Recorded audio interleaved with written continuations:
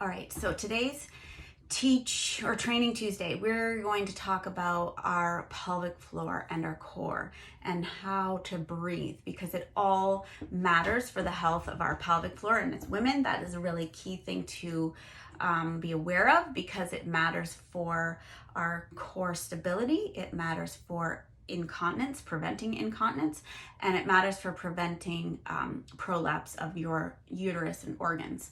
So let's talk about how your core is made and how we're going to breathe and set you up for success with your exercises. Okay, so first of all, our core is made up of three major muscles. So we've got our rectus abdominis, the ones on the top, those are the six-pack abs. We've got our obliques, they go around the sides, they're responsible for the twisting and the bending.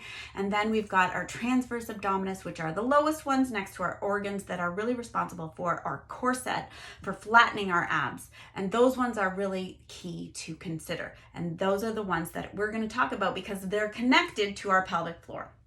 So when we talk about our pelvic floor, I'm going to talk about your P muscle, and your P muscle is if you were stopping a P. So what does that feel like? It's like a drawing up, a drawing in. So think about what it would feel like to stop a P, squeeze that, pulling up, okay? And that's part of setting your core. So you will hear trainers talk about setting your core, engage your abs, and this kind of thing. That involves two movements. One, it involves your belly button pulling into your spine. Two, it involves your P muscle pulling up in your pelvic floor. And that sets up your core as an anchor for all the rest of your body to move from.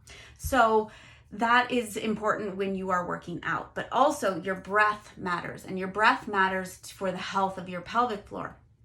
So here's how I want you to think about breathing. So when you think about this system as a piston. So when you are inhaling, your diaphragm is going to drop because your lungs fill with air, and so you need space. Your diaphragm drops and pushes all your organs, including your pelvic floor, and everything gets pushed down. This is natural and normal and exactly what should happen. Then when you are exhaling, all the air goes out of your lungs and everything recoils back and sets up for stability. So everything recoils back and the air comes out. That recoiling action is where your core is most able to set you up for stability.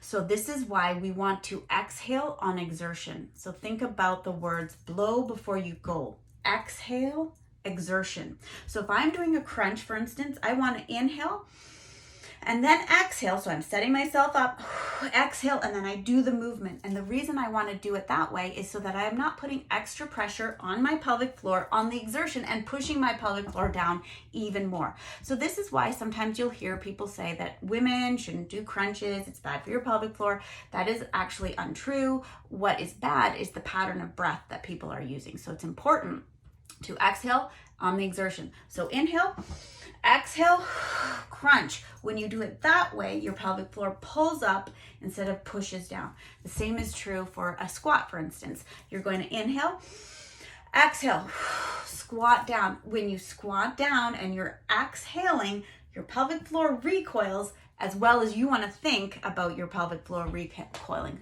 So it takes practice. So practicing just doing nothing and connecting mind and pelvic floor, think pull up my P muscle, pull in my belly button. That's setting yourself up for stability. And then when you do it with your breath, inhale, exhale, my belly button gets pulled in, my P muscle gets pulled up, all of that gets stable. And that's where you set yourself up for your core operating as an anchor. So this takes a lot of practice. I would advise you to start with your crunch and squat, those two things. Think about exhaling on your exertion, blow before you go.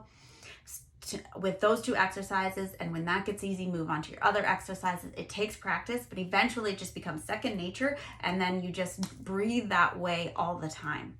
So if you need any more assistance with this pattern of breath and connecting mind and pelvic floor, let me know. Do not think about stopping a pee, pulling up on your pelvic floor, but don't stop a pee normally. That's bad for you, okay? All right, so let me know if you have any questions. Okay, bye.